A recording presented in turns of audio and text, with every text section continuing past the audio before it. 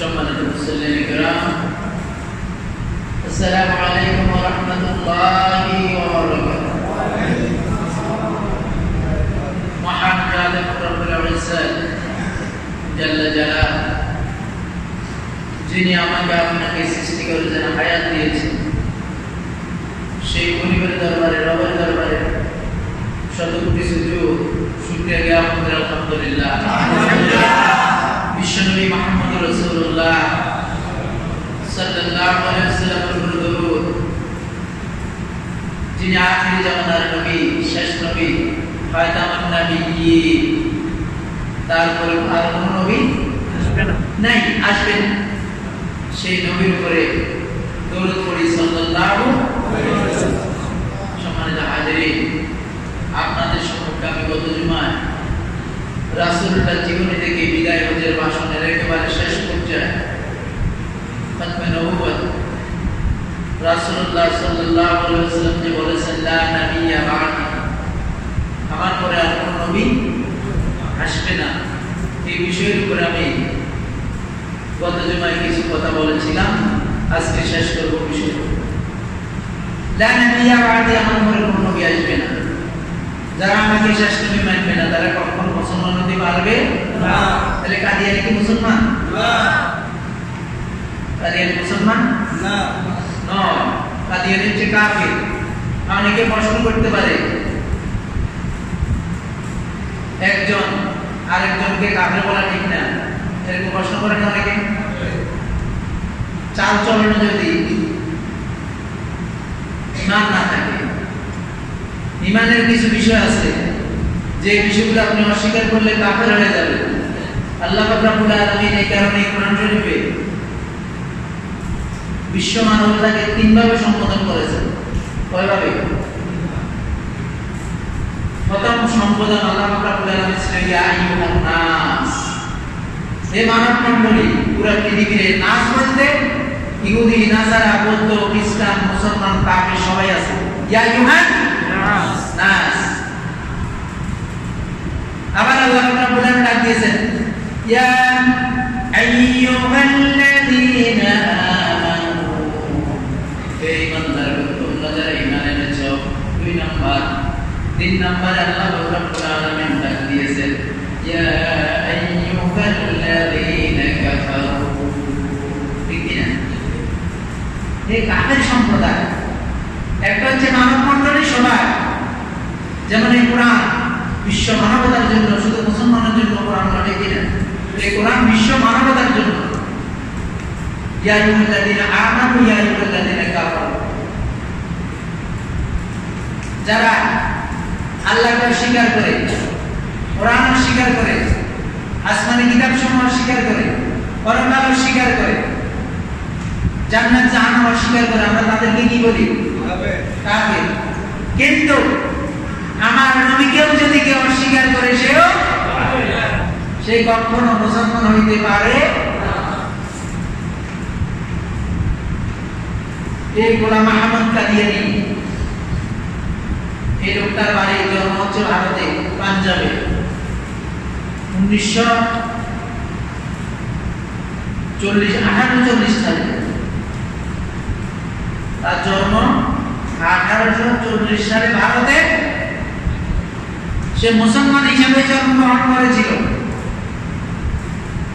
1970-72 দিকে ব্রিটিশ বিরোধী যখন আন্দোলন চলবে, ওই অবস্থায় সে মুসলমানের পক্ষ অবলম্বন করে নিজেকে নেতা বানিয়েছে। দেখলো যে তার অনেক বেশি অনুসারী আছে। এইবার প্রথমে বলতো সে মাহাদি, নিজেকে মাহাদি দাবি করতো। তারপর বললো আমি ঈসা রূহুল্লাহ। দেখলো যে লোকজন কোনো প্রতিবাদ করে না। এইবার একটু সাহস করে সে 1989 সালে আহমদিয়া জামাত নামে এই জামাতের প্রতিষ্ঠা করেছে গোলাম আহমদ কাদিয়ানী। সে নিজেকে শেষ নবী দাবি করলো, শেষ নবী দাবি করলো না, নবী দাবি করলো। রাসূলুল্লাহ সাল্লাল্লাহু আলাইহি ওয়াসাল্লাম বলেছেন, লা নাবিয়্যা বা'দি, আমার পরে কোন নবী না। সে বলল যে তা তো ঠিক আছে, আমি মুহাম্মদকে নবী মানি, তবে আমারও এই নবুয়তের মধ্যে অংশীদার ভাগ বলেছেন আমার পরে 30 জন মিথ্যা নবুয়তের দাবি করবে। একটা হিসাব অনুযায়ী 28 জন অলরেডি নবী দাবি করে ফেলেছে। গোলাম আহমদ কাদিয়ানী 28 নাম্বার, আরো 2 জন নবুয়তের দাবি করবে, মিথ্যা নবুয়তের দাবিদার। আমাদের দেশে যে আহমদিয়া জামাতের কাজ আছে, আমাদের দেশে আহমদিয়া জামাতের মসজিদ আছে, আমাদের দেশে আহমদিয়া জামাত মুসলমান নাম নিয়ে চলাফেরা করে, আমাদের দেশে আহমদিয়া জামাত মুসলমানদেরকে বিভ্রান্ত করতেছে, আমাদের দেশে আহমদিয়া জামাত মুসলমান 92% মুসলমানের দেশে মুসলমানের বিরুদ্ধে এই আহমদিয়া জামাত ষড়যন্ত্রে লিপ্ত রয়েছে, ঠিক কিনা? এই আহমদিয়া জামাত কখনো মুসলমান নয়, বিভ্রান্ত হওয়ার কোনো সুযোগ নেই। আমরা সরকারের নিকট দাবি জানাই তাদেরকে যেন অবিলম্বে অচিরেই কাফের ঘোষণা করা। তারা থাকবে দেশের নাগরিক, কোনো অসুবিধা নেই, কিন্তু মুসলমান হিসেবে থাকতে পারবে না। মুসাইলামাতুল কাযযাব যখন প্রথম নবুয়তের দাবি করলো, রাসূলুল্লাহ সাল্লাল্লাহু আলাইহি ওয়াসাল্লামের জীবদ্দশায় মুসাইলামাতুল কাযযাব নবী দাবি করলো। সে বলল, হে মুহাম্মদ, আমি একজন নবী, মুহাম্মদুর রাসূলুল্লাহ সাল্লাল্লাহু আলাইহি ওয়াসাল্লাম যখন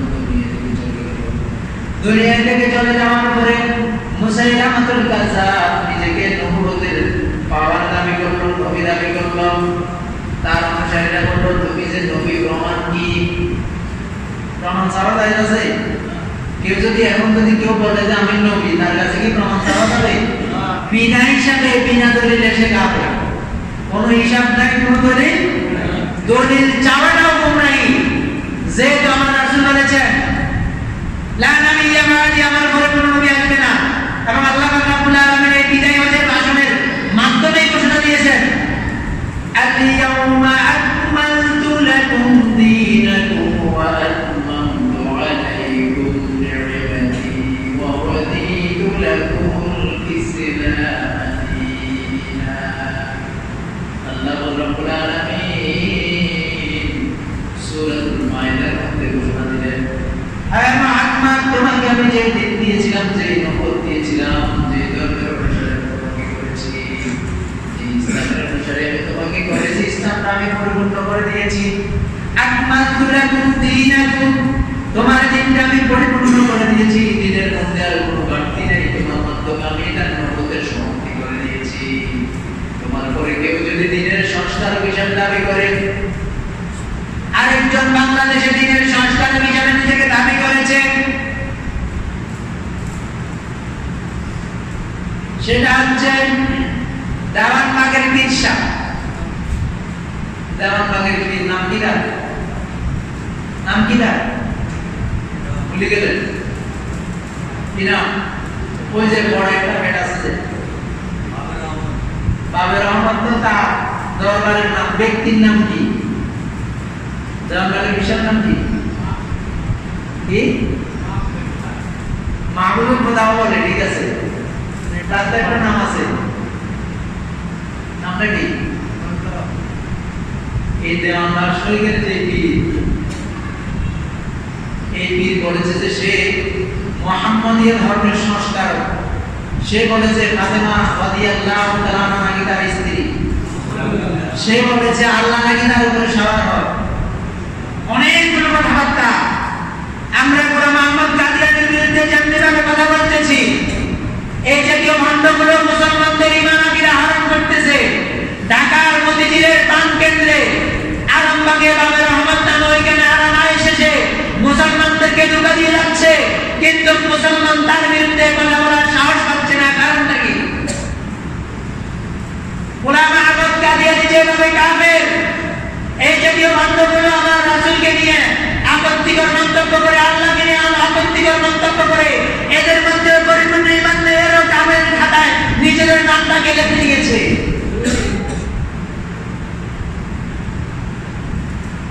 আজকে মুসলমানদের বিরুদ্ধে যত ষড়যন্ত্র, ইহুদি, নাসারা, বৌদ্ধ, খ্রিস্টান, তারা সরাসরি ষড়যন্ত্রে লিপ্ত নয়, মুসলমানদের মধ্য থেকে একটা দল দিয়ে মুসলমানের বিরুদ্ধে ষড়যন্ত্র করে। যেমনি ভাবে গোলাম আহমদ কাদিয়ানী মুসলমানের মধ্য থেকে সে নবী দাবি করেছে,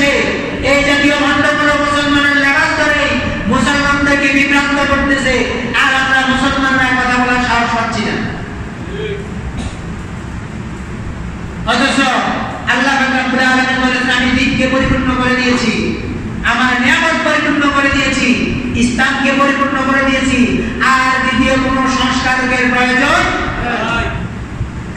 নেই। মুসাইলামাতুল কাযযাব যখনই নবী দাবি করলো, তার অনুসারীরা বলল, তুমি যে নবী প্রমাণটা কি? মুহাম্মদ নবী, তার নিকট আল্লাহর পক্ষ থেকে কোরআন নাযিল হয়েছে, আমাদেরকেও কিছু তোমার উপরে কিছু নাযিল হয়েছে কিনা আমাদেরকে দেখাও। বড় চিন্তায় পড়ে গেল মুসাইলামাতুল কাযযাব, বড় চিন্তায় পড়ে গেল, কি বলবো অনুসারীদেরকে? একটা ওহী তো দেখানো লাগবে।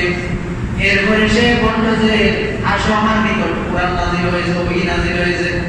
একদিন হঠাৎ করে বলতেছে কি আমার উপরে কি নাযিল হয়েছে?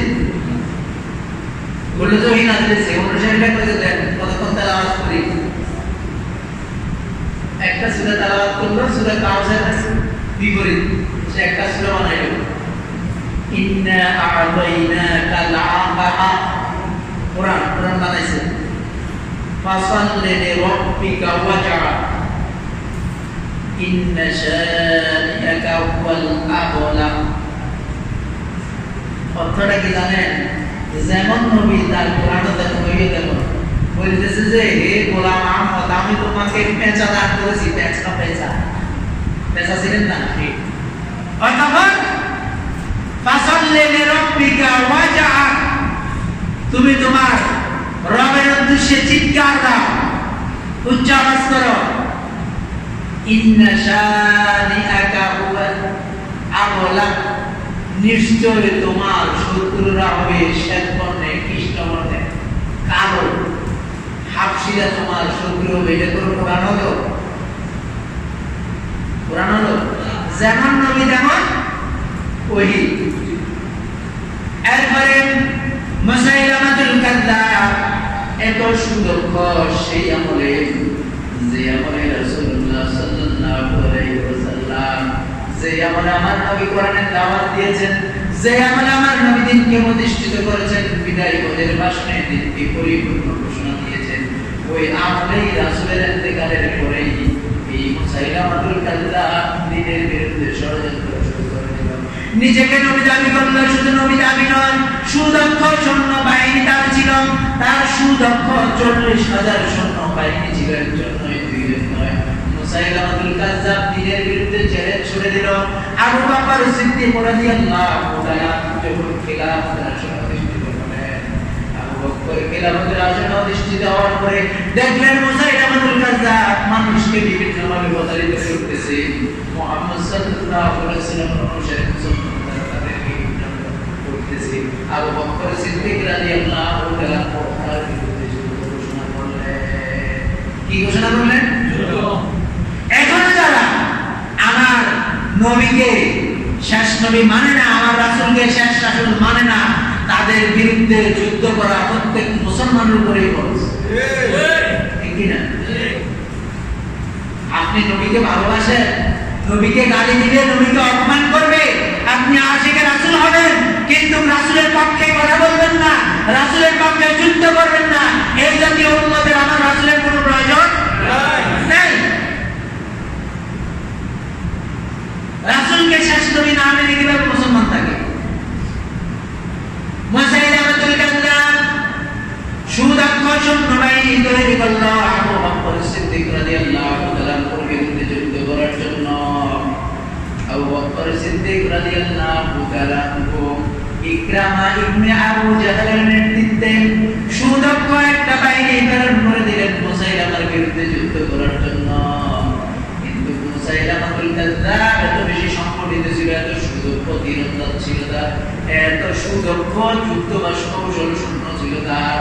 মুসাইলামাতুল কাযযাব এর বিরুদ্ধে যখন ইকরামা ইবনে আবু জাহল যুদ্ধ করতে গেলেন, প্রথম ডাক্তারে ইকরামা ইবনে আবু জাহল লণ্ডভণ্ড হয়ে পিছনে ফিরে আসতে কিন্তু বাধ্য হয়েছিলেন। সেই আমলে তার এত শক্তি। মুসাইলামাতুল কাযযাব আমার রাসূলের জীবিত থাকার অবস্থায় সে নিজেকে নবী দাবি করে যে রাসূলের ইন্তিকালের পরে যতগুলো ফিতনার আবির্ভাব হয়েছিল, সবচেয়ে বড় ফিতনা ছিল মুসাইলামাতুল কাযযাবকে দমন করা। যেহেতু সে নবী দাবি বলেছে, রাসূলের ইন্তিকালের পরে নিজেকে নবী হিসেবে সে নিজেকে দাঁড় করিয়েছে। সে বলেছে আমি হচ্ছি শেষ নবী, মুহাম্মদ শেষ নবী নয়, মুহাম্মাদের নবুয়তের অংশীদার দাবিদার আমারও আছে। আবু বকরের জন্য সবচেয়ে বড় চ্যালেঞ্জ ছিল তার বিরুদ্ধে যুদ্ধ করে তাকে দমিয়ে দেয়া। পুরা পৃথিবীতে কাদিয়ানী সম্প্রদায় খুব বেশি হবে না? বেশি হবে?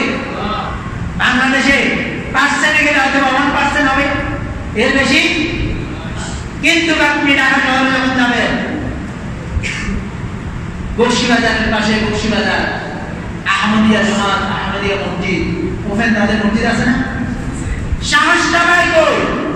প্রশ্ন হচ্ছে এই সাহস তারা কই পায়? তাদেরকে ইন্ধন দেয় কে? তাদেরকে পুনর্বাসন করে কে? তাদেরকে সাহস যোগায় কে? তাদেরকে স্থান দিয়েছে কে? তারা আমাদের দেশে থাকবে, খাবে, পড়বে, নাগরিকত্ব পাবে, সব পাবে, মুসলমান হিসাবে নয়, কামের হিসাবেই পাবে, যেহেতু তারা আমার রাসূলকে কি মানে না। তদ্রুপ মুসাইলামাতুল কাযযাব সুদক্ষ সৈন্যবাহিনী আবু বকর চিন্তা করলেন, যদি মুসাইলামাতুল কাযযাবকে যদি এখন দমন করে দিতে না পারে, এই মুসাইলামাতুল কাযযাব ইসলামের মধ্যে যে ফিতনা ছড়িয়ে দিয়েছে, রাসূলুল্লাহ সাল্লাল্লাহু আলাইহি ওয়াসাল্লামের বিরুদ্ধে যে অপমানজনক কথাবার্তা সে বলতেছে, এই কারণে তাকে এখনই দমিয়ে দেওয়া লাগবে, তাকে এখনই থামিয়ে দেওয়া লাগবে। কিন্তু তার সুদক্ষ 40,000 সৈন্যবাহিনীর সামনে ইকরামা ইবনে আবু জাহল কত সুদক্ষ তীরন্দাজ ছিল, ইকরামা ইবনে আবু জাহল কত সুদক্ষ যোদ্ধা ছিল। এই জাতীয় যোদ্ধাও কিন্তু ওই যে মুসাইলামাতুল কাযযাব কিছুই না।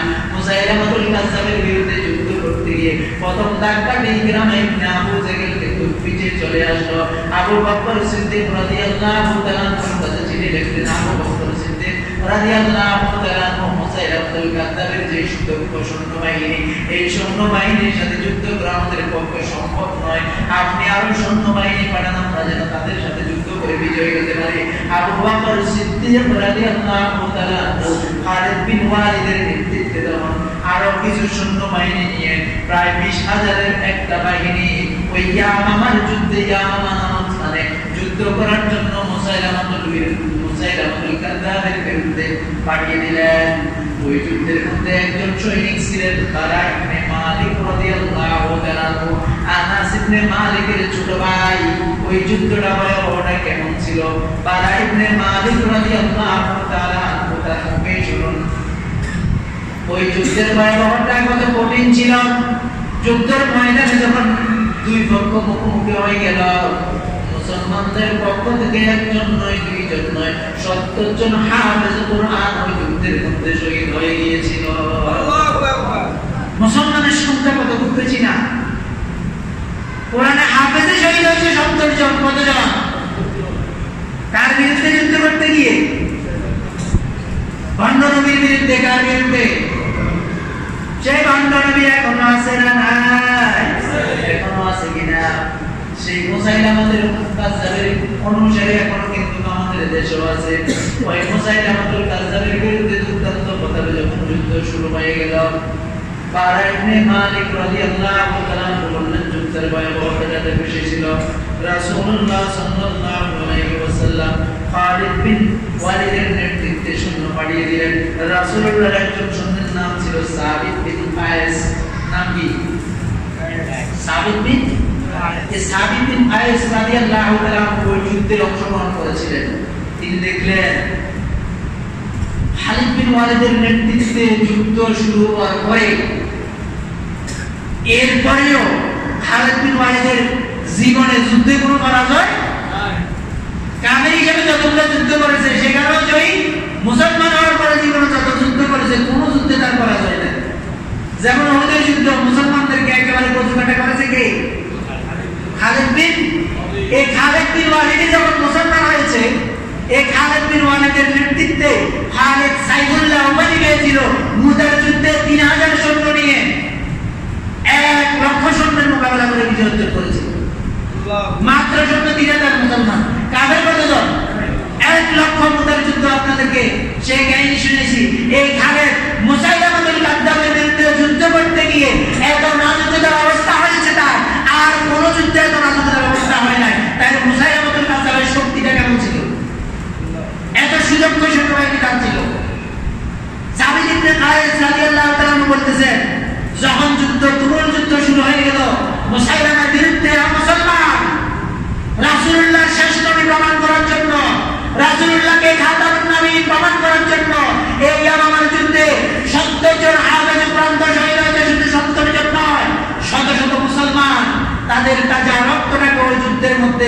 যুদ্ধের ময়দানে ঢেলে দিয়েছিল। সাবিত ইবনে কায়েস রাদিয়াল্লাহু তাআলা বলতেছেন, তারা যখন যুদ্ধের ময়দান থেকে পিছনের দিকে ফিরে যাবে, মানুষ যখন পিছনের দিকে চলে যাচ্ছে মুসলমানরা, তখন তিনি বললেন, আমি চিন্তা করলাম আমার মধ্যেও দুর্বলতা চলে আসতে পারে। এই চিন্তা করে যুদ্ধের ময়দান থেকে পালানো যাবে না। সাবিত ইবনে কায়েস রাদিয়াল্লাহু তাআলা বলতেছেন, তাদের শরীরে কত শক্তি ছিল, আমি যেন পিছনের দিকে পালিয়ে না যাই, যুদ্ধ করার জন্য একটা স্থান নির্বাচন করে পা দিয়ে এত দূরে আঘাত করেছি মাটির মধ্যে, আমার পাটা হাড় পর্যন্ত গেড়ে গিয়েছে। এই হাড় গাড়া অবস্থা আমি যুদ্ধ করা শুরু করেছি কাফেরের বিরুদ্ধে, যেন আমি পিছনে না যাই, সামনেও যাইতে পারি না, পিছনে এক জায়গায় দাঁড়িয়ে যুদ্ধ করা শুরু করলাম। ওই যুদ্ধের শেষ পর্যন্ত মুসলমান বিজয় হয়েছে অনেক রক্তের বিনিময়ে। এরপরে বারা ইবনে মালিক রাদিয়াল্লাহু তাআলা বললেন, মুসলমানরা যখন পিছনের দিকে চলে যাচ্ছে, মুসাইলামাতুল কাজ্জাব যখন দুর্দান্ত পদাবে তার সৈন্যরা যখন মুসলমানদের উপরে আক্রমণ করেছে, মুসাইলামাতুল কাজ্জাবের সৈন্যবাহিনী তারা যখন পিছনের দিকে চলে যাচ্ছে, তখন বারা ইবনে মালিক রাদিয়াল্লাহু তাআলা মুসলমানদেরকে সম্বোধন করে কিছু বাক্য উচ্চারণ করেছিলেন। ওই বাক্যগুলো তার জীবনের মধ্যে পাওয়া যায়। তিনি বলেছিলেন, ইয়া মাশারাল আনসার লা ইয়াকফিরন্না আহাদুম মিনকুম বিরজুম ইলা আল মাদিনাতি ফালা মাদিনাতা লাকুম বা'দা আল-ইয়াওম ওয়া ইন্নামা হুয়া আল্লাহু ওয়াহদাহু থুম্মা আল-জান্নাহ। বারা ইবনে মালিক রাদিয়াল্লাহু তাআলা বলতেছেন, মুসলমান ও রাসূলুল্লাহ সাহাবী, তোমরা কোন দিকে বেরিয়ে যাচ্ছ, মদিনার দিকে কেন বেরিয়ে যাচ্ছ? আজকে তোমরা মনে রাখো, এটাই হবে তোমাদের সর্বশেষ দিন, তোমরা মদিনার দিকে বেরিয়ে যাবে না। যদি আজকে এখানে তোমরা মুসাইলামাতুল কাজ্জাবের যদি মোকাবেলা করতে না পারো, মুসাইলামাতুল কাজ্জাবকে যদি পৃথিবী থেকে সরিয়ে দিতে না পারো, ওই দেবা মুসলিম মিল্লাত মুসলমানরা বলা হতে পারে কিয়ামত পর্যন্ত মুসলমান বিরাট হয়েছে, আমার রাসূলকে কখনো শেষ নবী মানবে না, ঠিক কিনা? বারাকাতুল্লাহ মালিক বলবেন, মুসলমান তোমরা মদিনায় যাবে এই চিন্তাটাও করবে না, যতক্ষণ পর্যন্ত মুসাইলামাতুল কাজ্জাবকে উৎখাত করতে পারবো না, ততক্ষণ পর্যন্ত প্রয়োজন আমাদের জীবনটা দিয়ে দেব, তারপর আমরা মদিনায় ফিরে যাব না। এরপরে বললেন, ওয়া ইন্নাহু আল্লাহ ওয়াহদাহু, এক আল্লাহর কসম করে বলতেছি, যদি এই চিন্তা চেতনা নিয়ে এখানে যুদ্ধ করতে পারো, সুম্মাল জান্নাহ, অতঃপর তোমাদের জন্য জান্নাতের ওয়াদা রাখা হয়েছে। আমরা তো সেই বারা ইবনে মালিকের উত্তরসূরি। দুর্দান্ত পরাজয় যুদ্ধ শুরু হয়ে গেল। যুদ্ধ শুরু হওয়ার পরে মুসলমান কিছু পিছনে চলে গেল, আবার ইকরাম ইবনে আবু জাহল সংঘবদ্ধ হয়ে খালিদ বিন ওয়ালিদের নেতৃত্বে আবার যুদ্ধ যখন শুরু করলো, মুসাইলামাতুল কাজ্জাবের কিছু সৈন্য খালিদ বিন ওয়ালিদের স্ত্রী সহ যে নারীরা ওই যুদ্ধে অংশগ্রহণ করেছিল তাদের উপরে আক্রমণ করলো। কিন্তু একজন সৈন্য বলল, এটা তো কাপুরুষতার পরিচয়, যুদ্ধের ময়দানে শিশু নারী এদের উপরে হামলা করা নিষেধ, জাহির যুগের নিষেধ ছিল। তারা যখন মুসলমান চতুর্দিক থেকে আক্রমণ করা শুরু করলো খালিদ বিন ওয়ালিদের নেতৃত্বে, তখন তারা দিক বিদিক ছুটাছুটি করলো। সর্বশেষ তারা একটা বাগানে গিয়ে কিছু সৈন্য নিহত হলো। মুসাইলামাতুল কাজ্জাব সহ 20,000 সৈন্য একটা বাগানে গিয়ে আত্মগোপন করলো। ওই বাগানটার নাম ছিল হাদিকাতুল মাউত। বাগানটার নাম কি? হাদিকাতুল মাউত, মৃত্যু নগরী, মৃত্যুর বাগান। এই বাগানের মধ্যে মুসাইলামাতুল কাজ্জাবের 20,000 সৈন্যবাহিনী আত্মগোপন করেছে। বারা ইবনে মালিক রাদিয়াল্লাহু তাআলা বলতেছেন, চতুর্দিক থেকে তাদেরকে আমরা অবরুদ্ধ করে রাখলাম, কিন্তু বাগানে ঢোকার কোনো সুযোগ নাই। বাগানের মূল ফটকে তারা তাদের সৈন্যবাহিনী দিয়ে পাহারা দিয়ে রেখে দিয়েছে। কি হচ্ছে? বারা ইবনে মালিক রাদিয়াল্লাহু তাআলা বললেন, ও রাসূলুল্লাহ সাহাবী শুনে রাখো, তার জীবনী থেকে ঘটনাটা পাওয়া যায়, মুসাইলামাতুল কাজ্জাবকে উৎখাত করতে গিয়ে শত শত মুসলমান জীবন দিয়ে দিল, 70 জন হাফেজে কোরআন তাদের জীবন দিয়ে দিল। বারা ইবনে মালিক রাদিয়াল্লাহু তাআলা বললেন, আমি জীবন বাজি রেখে ওই যুদ্ধে বিজয়ী করার জন্য একটা সিদ্ধান্ত নিলাম।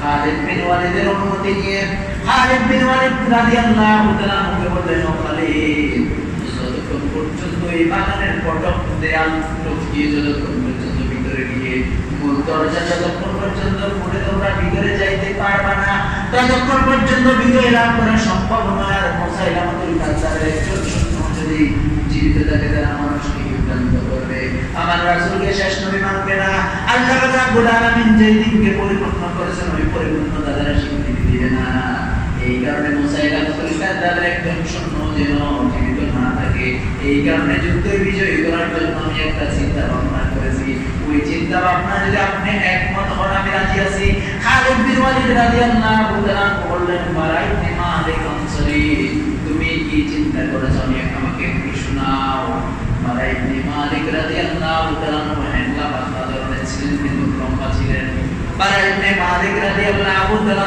বললেন কয়েকজন সৈন্য যদি আমাকে ধরে যদি কোনো একটা বস্তু দিয়ে জিনিস দিয়ে আমাকে উপরের দিকে টপকানোর যদি সহযোগিতা করে আমাকে যদি দেয়ালের ওই পাশে যদি ফেলে দেয়া হয় আমি একাই তাদের সাথে যুদ্ধ করে গেটটা করে দিতে সক্ষম কেমন মুসলমান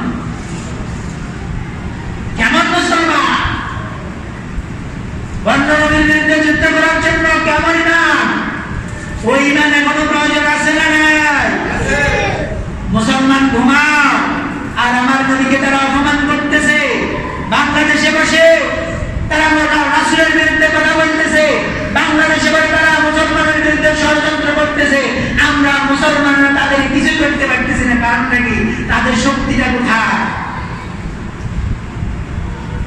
প্রশাসন যদি তাদেরকে সাপোর্ট না দেয় তারা কি এক মিনিট বাংলাদেশ থাকতে পারে থাকার কোনো সুযোগ আছে তাদের পিছনে একটা ইহুদ শক্তি আছে কাদিয়ানদের পিছনে ইহুদিদের ওই শক্তি খ্রিস্টানদের ওই শক্তি মুসলমান বিরোধী ওই শক্তি ভারতের বাংলাদেশ বিরোধী ওই শক্তি সব শক্তি এক হয়ে এই কাদিয়ানীদেরকে সাপোর্ট দিচ্ছে না হয় কাদিয়ানীরা আমার রাসূলকে নবী মানবে না আমার রাসূলকে শেষ নবী মানবে না আবার আমার দেশে মুসলমান হিসেবে থাকবে এটা মামার বাড়ির আবদার নাকি এটা মামার বাড়ির আবদার নয় সে বারা ইবনে মালিক আনসারী রাদিয়াল্লাহু তাআলা বললেন আমাকে ওয়ালের ভিতরে পৌঁছে দাও দেখবে আমি কেমনে গেট খুলে দেই আচ্ছা চিন্তা করেন তো ওয়ালের ভিতরে তার শর্ত হইছে 20000 2000 আর বারা ইবনে মালিক কয়জন তার সাহসটা কেমন আমি আর আপনি ভাইবেন না অন্ধদি কাদিয়ানির বিরুদ্ধে যদি যুদ্ধ লাগে ধরেন কোনো মানে মারামারি লাগছে আর কি ইমাম সাহেবের নেতৃত্বে বলো যে না বাড়িতে বেজা লাগছে একবার বাড়ি চাই যুদ্ধে কেন হবে জীবন বাঁচা কি খরচ এই তো খরচ জীবন বাঁচা কি জীবন বাঁচানো খরচ না ইমান বাঁচানো খরচ আর আপনারা কি ইমান বাঁচান না জীবন বাঁচান রাসূলুল্লাহ সাল্লাল্লাহু আলাইহি ওয়াসাল্লামের সামনে একদিন কিছু সাহাবা বসেছিলেন ওই সাহাবাদেরকে আমার রাসূল সাল্লাল্লাহু আলাইহি ওয়াসাল্লাম বললেন ও আমার সাহাবায়ে কিরাম এমন একটা শেষ জামানায় এমন একটা সময় আসবে যে সময়ের মধ্যে এই কোরআনের সাথে মানুষের কোনো সম্পর্ক থাকবে না কোরআন দ্বারা মানুষ তাদের জীবন পরিচালনা করবে না কোরআনের পক্ষে কথা বলবে না কোরআনের আইনের পক্ষে কথা বলবে না পরিবেশটা সময়ের একটু কঠিন হবে কোরআনের পক্ষে যদি কথা বলো তোমার জীবন থাকবে না আর কোরআনের বিপক্ষে তাদের পক্ষে যদি কথা বলো ওই শাসকদের পক্ষে যদি কথা বলো তোমার ঈমান থাকবে না তাদের বিরোধিতা করলে জীবন থাকবে না তাদের কথা বললে ঈমান থাকবে না কথাটা বুঝা যায় বলতেছে যে এমন একটা সময় আসবে যাদের হাতে শাসনবারের ক্ষমতা যাবে যারা কোরআন মানবে না কোরআনের আইন দেশ চালাবে না কোরআনের আইনকে অস্বীকার করবে ওই মুহূর্তে তোমরা যারা মুসলমান থাকবে যদি তোমরা কোরআনের পক্ষে কথা বলো তোমাদের জীবন থাকবে না কোরআনের পক্ষে কথা বললে আর যদি তার ওই শাসকদের পক্ষে কথা বলো ঈমান থাকবে না দুইটাই সাহাবায়ে কেরাম প্রশ্ন করলেন তখন আমাদের কর্তব্যটা কি কাজটা কি রাসূলুল্লাহ সাল্লাল্লাহু আলাইহি ওয়াসাল্লাম বললেন যদিও তোমাদের জীবনটা চলে যায় ঈমানকে বাঁচানোর জন্য অবশ্যই তোমাদেরকে কোরআনের পক্ষে থাকা লাগবে ঠিক কিনা আজকে আমরা কোরআনের পক্ষে আছি কিনা বলে ওদের জীবন বাঁচানো ফরজ না না জীবন বাঁচানো ফরজ নয়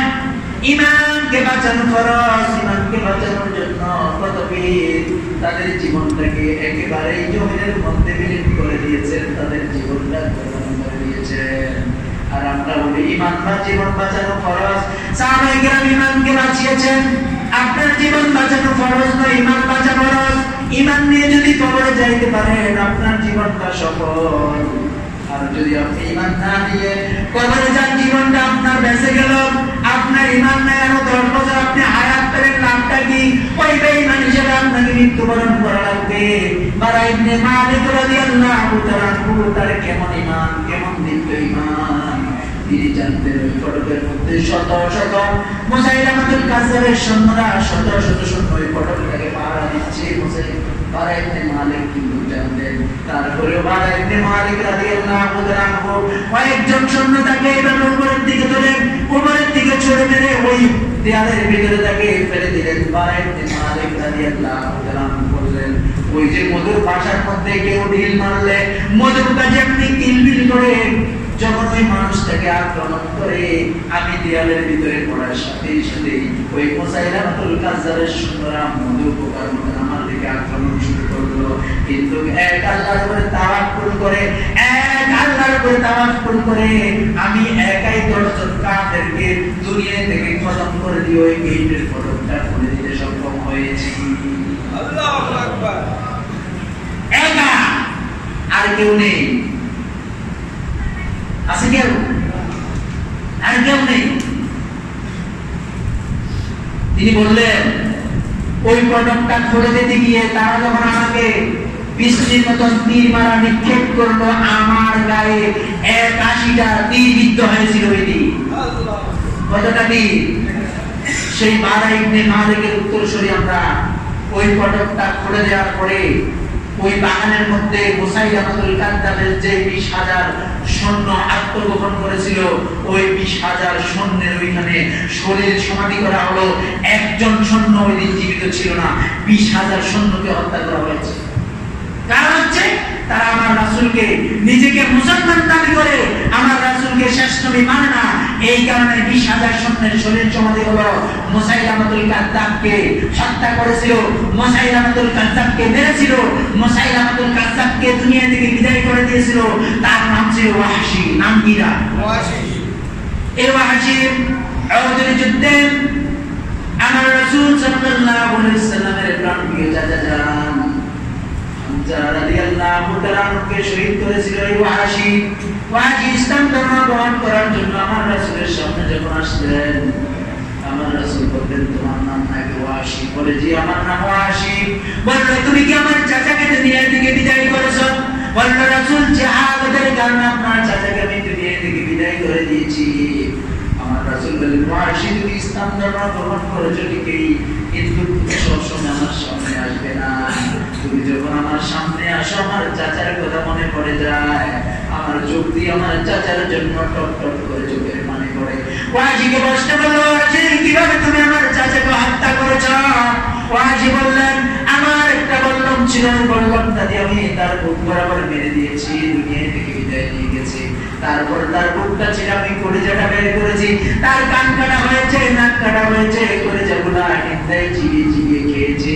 আমার রাসূলের চোখ দিয়ে টপ টপ করে পানি পড়তেছে। ওয়াহশী ওয়াহশী বললেন, রাসূল আমার জন্য আপনি দোয়া করেন, এই বল্লম দিয়ে আমি ইসলামের একজন বীরকে দুনিয়া থেকে বিদায় করে দিয়েছি।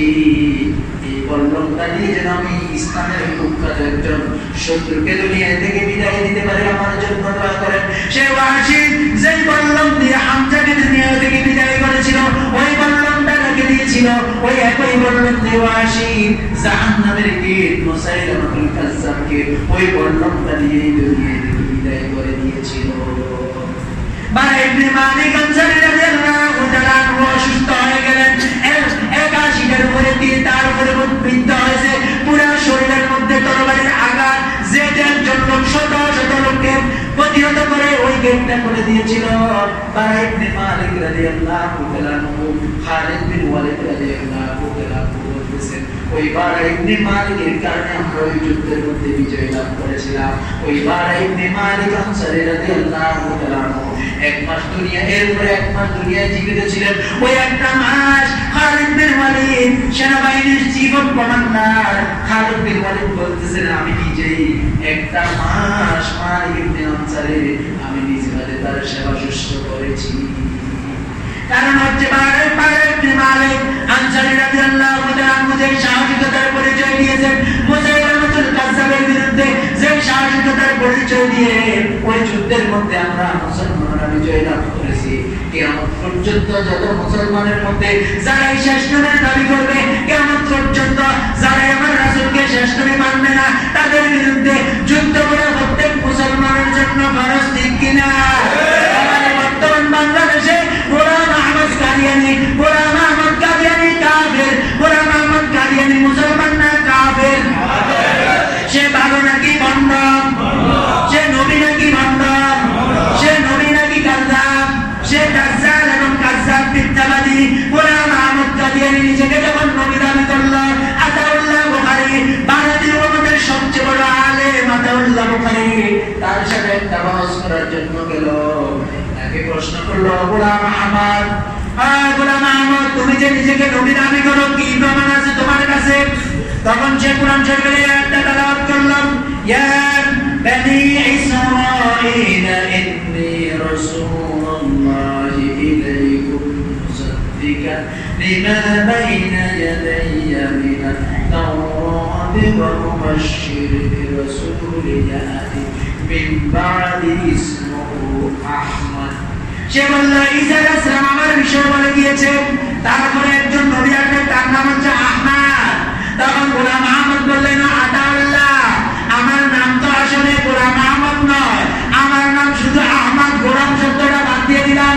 আতাউল্লাহ সাহেব বললেন, না না, গোলাম আহমদ মানে তুমি আহমদের গোলাম, আহমদ হচ্ছে আমার নবী। আমার নবীর ব্যাপারে ঈসা আলাইহিস সালাম ভবিষ্যৎবাণী করেছিলেন। তাওরাতে ভবিষ্যৎবাণী আছে, ইনজিলে ভবিষ্যৎবাণী আছে, জাবুরে ভবিষ্যৎবাণী আছে। আমার নবী আখির জামানার নবী হলেন যার নাম হবে আহমদ, ওনার নাম হচ্ছে শুধু আহমদ, আর তোমার নাম হচ্ছে গোলাম আহমদ। তার মানে তুমি আমার নবী আহমদের গোলাম। এই কথা যখন বলল, গোলাম আহমদ বলল, তাহলে আমার নামের গোলাম বাদ দিয়ে দিলাম। গোলাম কি করছি? আমার নাম হচ্ছে আহমদ। আতাউল্লাহ শাহ বুখারী অনেক উঁচু মানের আলেম, তার জীবনের মধ্যে পাওয়া যায়। আতাউল্লাহ শাহ বুখারী বলতেন, যদি নামের শব্দ যদি বাদ দেয়া জায়েজ হয়, তোমার কথা অনুযায়ী যদি জায়েজ হয়, আমার নাম হচ্ছে আতাউল্লাহ, আমার নাম কি? তাহলে আমার নাম আমি আতা বাদ দিলাম, তাহলে আমি কি? তা আমি আল্লাহ হয়ে বললাম, তোর মতন কাদারে আমি নকল দেই না। আতাউল্লাহ শাহ বুখারী বললেন, যদি নামের শব্দ বাদ দেয়া জায়েজ হয়, আমার নাম হচ্ছে আতাউল্লাহ, তোমার কথা অনুযায়ী আমার আতা শব্দ বাদ দিলাম, এখন আমার নাম হচ্ছে আল্লাহ, আমি আল্লাহ হয়ে বলতেছি, তোর মতন কাদারে আমি নকল দেই না। শেখ গোলাম আহমদের অনুসারী এখন আছে না নাই? ওই গোলাম আহমদ সে তহসিলদার অফিসে চাকরি করত। সে তহসিলদার অফিসে চাকরি করে কালীন সে দলিল লিখত, চাকরি করত। ওই অবস্থায় সে নিজেকে নবী দাবি করলো, অসুস্থ হলো, সর্বশেষ তার মৃত্যু হয়েছে টয়লেটের মধ্যে। টয়লেটে বসে টয়লেটের টাঙ্গের মধ্যে এসে পড়ে গেছে। আল্লাহ রে! কিন্তু আপনি দেখেন, সকল নবী পবিত্র, সকল নবী কি নবীরা কখনো পবিত্র নয়। সকল নবীদের জীবনী পড়ে দেখেন, নবীদের জন্য শরীয়ত হচ্ছে নবীরা যেখানে মারা যাবে সেখানে তার কবর হবে, ঠিক কিনা? তাই গোলাম আহমদ জিয়ানে মারা গেছে, তো তার কবর হওয়ার কথা ছিল, কিন্তু তার কবর তো এখানে হয় নাই, পায়খানার টাঙ্কির মধ্যে পড়েছে। পায়খানার টাঙ্কির মধ্যে পড়ে কাঁচরাকে ওই জাহান্নামের গিটটা দুনিয়া থেকে বিদায় নিয়ে চলে গেল। এই গোলাম আহমদ কাদিয়ানী 1889 সালে আহমদিয়া জামাত নামে জামাতটা প্রতিষ্ঠিত করেছে। নিজেকে আগের জামানার নবী দাবি করেছে, আমার নবীকে নবী মানে নাই। এই গোলাম আহমদ কাদিয়ানীর অনুসারী বর্তমানে যারা আছে, বর্তমান সরকারের কাছে আমরা দাবি জানাতে চাই, তাদেরকে কখনো মুসলমান পরিচয় দেওয়ার জন্য সুযোগ দেওয়া হবে না। তাদের আইডেন্টি কার্ডের মধ্যে পরিচয় থাকবে তারা কাফের, যারা মুসলমান নয়।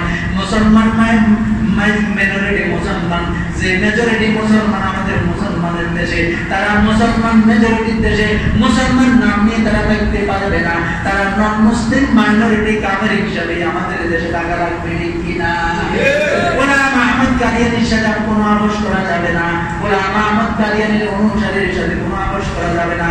গোলাম আহমদ কাদিয়ানীর অনুসারীর পুরো কোরআন শরীফটা তারা মানে, তারা 5 ওয়াক্ত নামাজ পড়ে, তাদের দাড়ি আছে, টুপি আছে, লম্বা জুব্বা আছে, দাড়ি টুপি লম্বা জুব্বা কিন্তু ইমানের নিদর্শন নয়, ঠিক কিনা?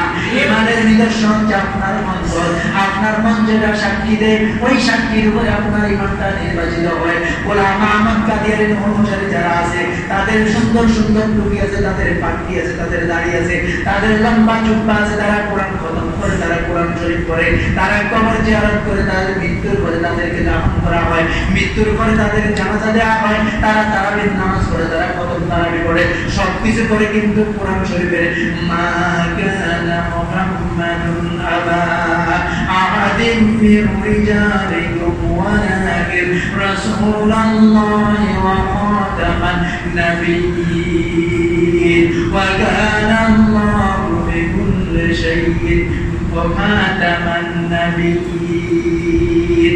আল্লাহ রাব্বুল আলামিন সূরা আহজাবের 40 নম্বর আয়াতের মধ্যে শেষ অংশের মধ্যে একটা শব্দ তারা মানে না, খাতামুন নাবিয়্যিন, দুইটা শব্দ ছাড়া তারা সবকিছু মানে। এই কারণে গোলাম আহমদ কাদিয়ানী কাফের, গোলাম আহমদ কাদিয়ানী মৃত্যু, গোলাম আহমদ কাদিয়ানী মুনাফিক, গোলাম আহমদ কাদিয়ানী মুসলমানদের বিরুদ্ধে ষড়যন্ত্রকারী, গোলাম আহমদ কাদিয়ানী কাফেরদের দোষর, গোলাম আহমদ কাদিয়ানী খ্রিস্টানদের দোষর, গোলাম আহমদ কাদিয়ানী মুসলমানদের প্রকাশ্য শত্রু। এই কারণে মুসলমানদের প্রকাশ্য শত্রু গোলাম আহমদ কাদিয়ানীর অনুসারী যারা, আহমদিয়া জামাতের অনুসারী যারা, তারা বাংলাদেশে থাকতে পারবে নন মেজরিটি হিসাবে, মাইনরিটি হিসাবে, তারা মেজরিটি হিসাবে, মুসলমান হিসাবে তারা থাকতে পারবে না। বাংলাদেশের একজন সংসদ সদস্য কাদিয়ানীদেরকে নিয়ে যখন বাংলাদেশে লেখালেখি হচ্ছে, কাদিয়ানীদেরকে নিয়ে যখন বাংলাদেশে কথা হচ্ছে, বাংলাদেশের একজন বর্তমান সংসদ সদস্য রাশেদ খান মেনন কিন্তু ওই কাদিয়ানীর বিরুদ্ধে কিন্তু সংসদে সাফাই গিয়েছে, ঠিক কিনা? সংসদের পিছনের দিকে যান, গত বছরে সম্ভবত বা 1.5 বছর আগে এই রাশেদ খান মেনন সংসদে দাঁড়িয়ে বলেছিল, গোলাম আহমদ কাদিয়ানী এবং কাদিয়ানীর বিরুদ্ধে যারা কথা বলে তারা নাকি দেশের বিরুদ্ধে ষড়যন্ত্রকারী, মুসলমানদের বিরুদ্ধে ষড়যন্ত্রকারী। রাশেদ খান মেননদেরকে আমরা জানিয়ে দিতে চাই, আমরা দেশের বিরুদ্ধে ষড়যন্ত্রকারী নই, আমরা রাসূলের বিরুদ্ধে ষড়যন্ত্রকারী নই, কাদিয়ানীর বিরুদ্ধে ষড়যন্ত্রকারী নই। তোমাদের মতন নামদারি মুসলমান মুনাফিক যারা, তারাই মুসলমানদের বিরুদ্ধে ষড়যন্ত্র করে, তারাই দৌড় করে কাদিয়ানীদেরকে বাংলাদেশে পুনর্বাসন করার জন্য। তোমার মতন রাশেদ খান মেননের মতন নাস্তিকেরাই তাদেরকে পুনর্বাসন করতে চায়, কাদিয়ানীদেরকে পুনর্বাসন করতে চায় না। তুমি যদি মুসলমান হয়ে থাকো, কাদিয়ানীর পক্ষে তুমি কথা বলতে পারবে না। কোন মুসলমান কাদিয়ানীর পক্ষে যদি কথা বলে তার ইমান থাকবে না। তুমি যদি কথা বলো তোমার ইমান থাকতে পারবে না। তুমি সংসদ সদস্য হইতে পারো, প্রধানমন্ত্রী হতে পারেন, প্রধানমন্ত্রী যদি কাদিয়ানীর পক্ষে কথা বলে তারও ইমান থাকবে না। যেহেতু আপনি বাংলাদেশের 16 কোটি মুসলমানের প্রধানমন্ত্রী, আপনার কাছে আমরা আকুল আবেদন দাবি জানাই, বাংলাদেশে অচিরেই গোলাম আহমদ কাদিয়ানীদের অনুসারী আহমদিয়া জামাতকে কাফের ঘোষণা করা লাগবে, অবশ্যই লাগবে। তারা মুসলমান হিসেবে কিভাবে থাকবে? আমার রাসূলকে যদি নবী না মানে মুসলমান থাকতে পারে? এটা কি কোনো রাজনৈতিক বক্তব্য? বলেন কোন রাজনৈতিক বক্তব্য? এটা রাজনৈতিক বক্তব্য নয়, এটা হচ্ছে ইমান বাঁচানোর বক্তব্য, ঠিক কিনা? ইমানকে বাঁচানো লাগবে, আপনার ইমানকে হেফাজত করা লাগবে, ইমানকে হেফাজত করার জন্য জীবন কোরবান করে দেওয়া লাগবে, তারপরে ইমান বাঁচানো লাগবে। আপনি কিসের ইমান দেওয়া করেন? পরিবেশ বানানোর কথা বলিলেন না, পরিবেশের কোনো দোহাই দেওয়া যাবে না।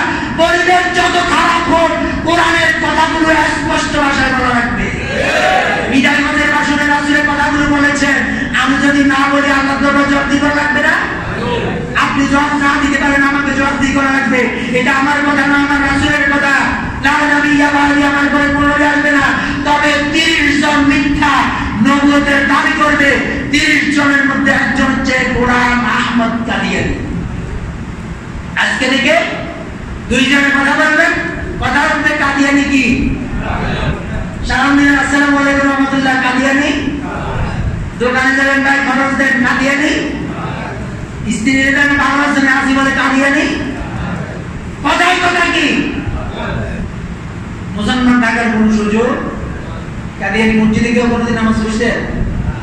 আমি অবশ্যই জানি তাদের মসজিদে বাইরে বীরপুরা মসজিদ আছে ঢাকাতে, ওই যে আলিয়া মাদ্রাসার পাশেই তাদের একেবারে প্রকাশ্য মসজিদ, নামাজ পড়তেছে, মুসলমান পরিচয় দিতেছে।